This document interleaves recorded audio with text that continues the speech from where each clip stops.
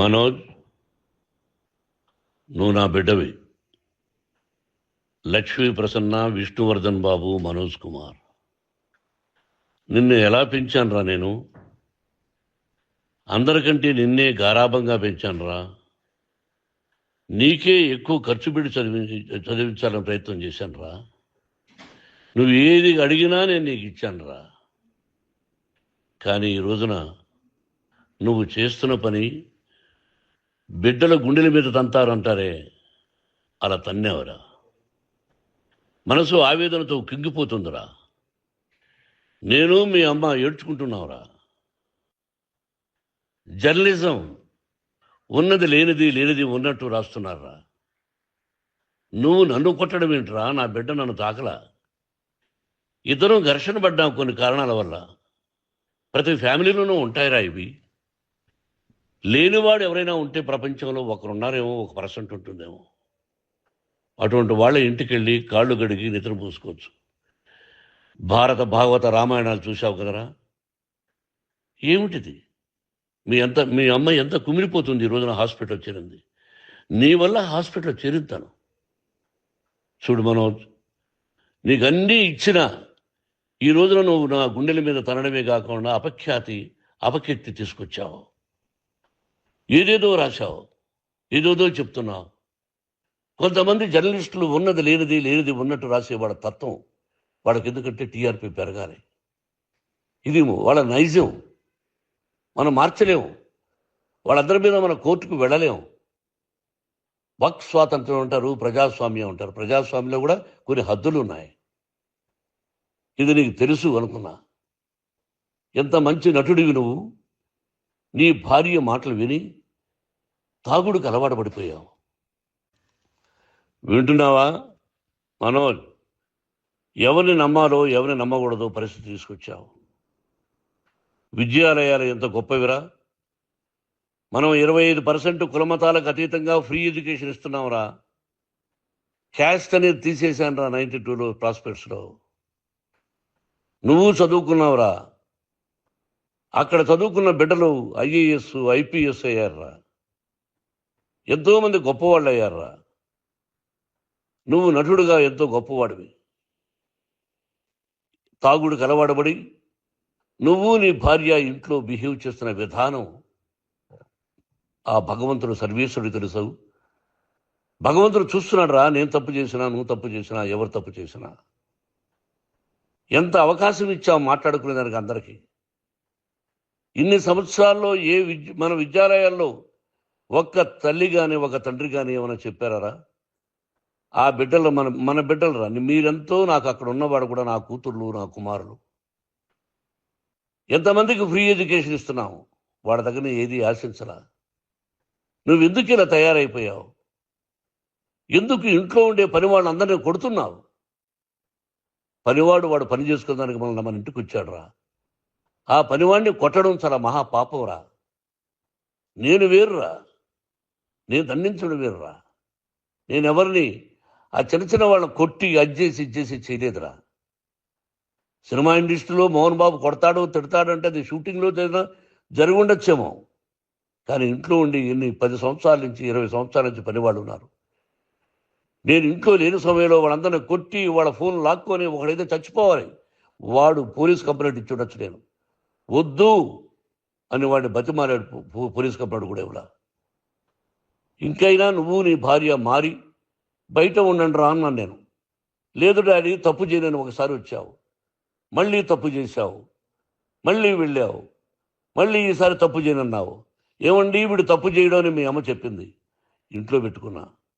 మళ్ళీ నువ్వు చేస్తున్నది, ప్రతిరోజు నువ్వు తాగుతున్న విధానం నీకే తెలుసు. ఇది ప్రజలు నమ్ముతారా లేదా అనవసరం నాకు. నేను నీకు చెప్తున్నా, ఇంతటితో పులి స్టాప్ పెట్టాలి. 3 రోజుల నుంచి రకరకాలుగా రాస్తున్నప్పుడు నా మనసు ఆవేదనతో ఉంది. మళ్ళీ చెప్తున్నా, Mohan Babu university is greater than temples. Greater than temples. బిడ్డలను కాలేజీలో చేర్చుకునే ముందు చెప్తారు, అన్నయ్య ఎంత ఉంది యూనివర్సిటీ రూల్స్, ఇది మా పద్ధతి, మీకు ఇష్టమైతే చేర్చండి. గవర్నమెంట్ బిడ్డలను గవర్నమెంట్ ఏమిస్తుందో ఇంత పర్సంటేజీ వాళ్ళకు కూడా మీ దగ్గర ఎందుకు డబ్బు తీసుకుంటున్నామంటే దానికి అర్థం పరమార్థం చెప్పాము. దొంగతనంగా తీసుకోలేదు, ప్రతి దానికి చెక్కులు ఉన్నాయి, అది అకౌంట్ ఉంది. దానిలో తప్పులు జరిగితే డిపార్ట్మెంట్ ఉంది. కాలేజీలో ఇంకేమైనా తప్పు జరిగితే గవర్నమెంట్ ఉంది. ఇవన్నీ నీకు తెలుసు. ఈ రోజున ప్రపంచంలో నేను నెంబర్ 1గా చేయాలని మీ అన్న కష్టపడి ఇతర దేశాల్లో నెంబర్ 1 యూనివర్సిటీ టైఅప్ చేశాడు. ఈ రోజు నువ్వు చేసిన విధానం ఏమిటి? నువ్వే ఒకప్పుడు నాకు ఇవి ఏమొద్దు, నేను యాక్టింగ్ అన్నావు. ఈ రోజున ఏం చేస్తున్నావు? విద్యాలయాలు మీద పడ్డావు. తల్లిదండ్రులు చాలా గొప్పవాళ్ళరా. కొంతమందికి డబ్బు కట్టలేకపోవచ్చు, కట్టని వాళ్ళకు కొంత సహాయం చేసాం. అంతా సహాయం చేయలేము. బ్యాంకుల్లో డబ్బు కట్టాలి, లెక్చరర్స్కి డబ్బులు ఇవ్వాలి, యూనివర్సిటీ బ్రహ్మాండంగా నడపాలంటే మంచి లెక్చరర్స్ కావాలి. ఇవన్నీ తెలిసి చేస్తున్నావురా 32-33 సంవత్సరాల నుంచి. అది పక్కన పెడితే అందరినీ కొట్టడానికి వస్తావు. మీ అన్నం తిడతావు. ఒక వ్యక్తి వినయ్ గారని ఆయన వ్యక్తి హెల్ప్ చేయడానికి వస్తే ఆ వినయ్ ఎవరు లజ్జాగుడికి చంపేస్తాను వాడు అన్నావు. ఇవన్నీ ఎంత తప్పురా? అంటే మీ నాన్నగారికి ఎవరు సహాయం చేయడానికి వస్తే వాళ్ళందరినీ లజ్జా కొడుకులు అంటావు, చంపేస్తానంటావు. మీ అన్నను చంపేస్తానన్నావు. చంపరా చూద్దాం మీ అన్న. నేనే అన్నా. తాకరా నీ ధైర్యం ఉంటే అన్నా. ఎంతమందిని చంపాలనుకుంటున్నావు? ఎంతమందిని చేయాలనుకుంటున్నావు? నువ్వు ఏం సాధించాలనుకుంటున్నావు? ఆలోచించుకో.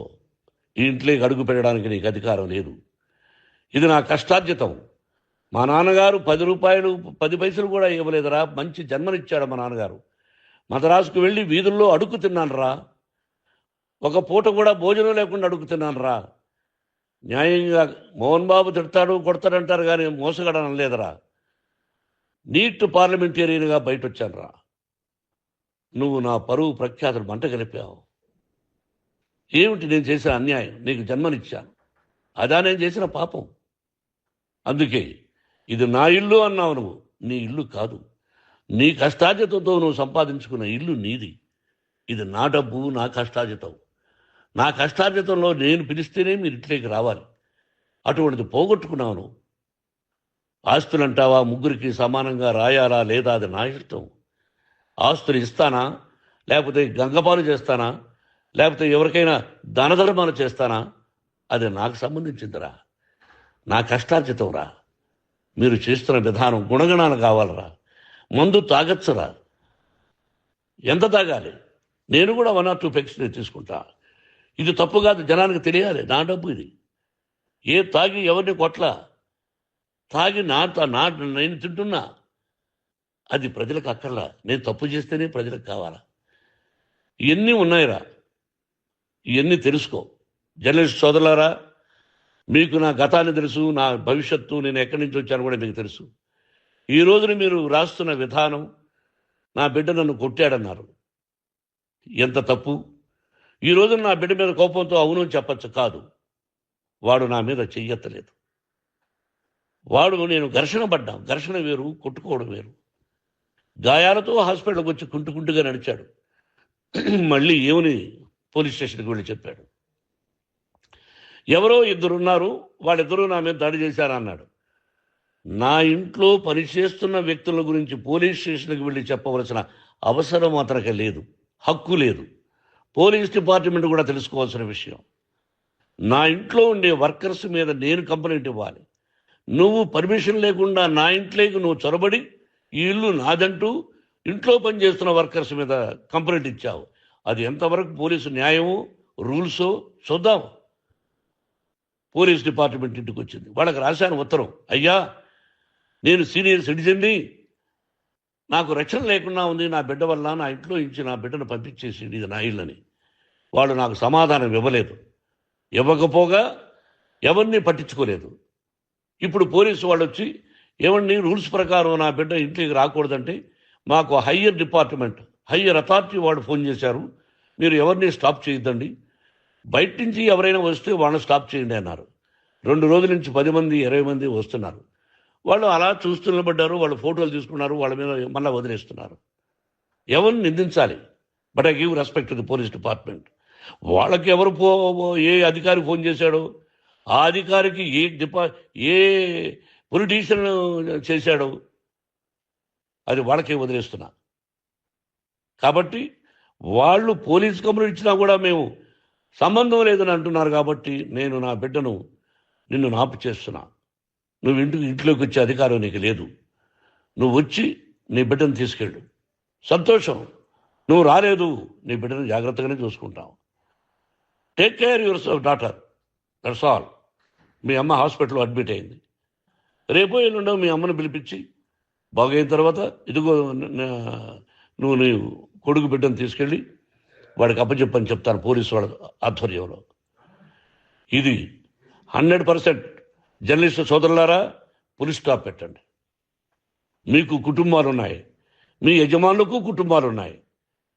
మీ కుటుంబాల విషయాలు, మీ యజమానుల కుటుంబాల విషయాలు మేము ఎవరు జోక్యం కలుగు చేసుకోవాలా. మేము నటీనటులం. మాది తప్పుంటే నటుడుగా నన్ను ఫెయిల్యూర్ అని రాయండి, నా నటన బాగలేకపోతే రాయండి.